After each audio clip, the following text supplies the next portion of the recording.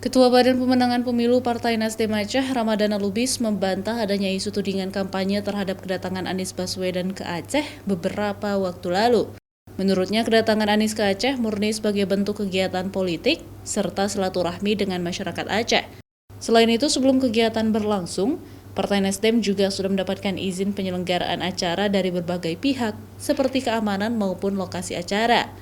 Sementara itu, antusias masyarakat Aceh menyambut kedatangan Anies begitu semarak dan tanpa dimobilisasi oleh pihak partai. Ya, ini kan kegiatan politik ya, kegiatan politik dibenarkan. Silaturahmi, kegiatan politik yang dibenarkan secara politik. Jadi tidak ada yang dilanggar. Saya pikir itu pilihannya.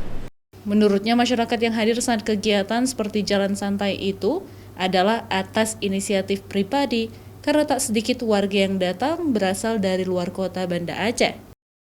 Nova Misriyanti, Kompas TV, Banda Aceh.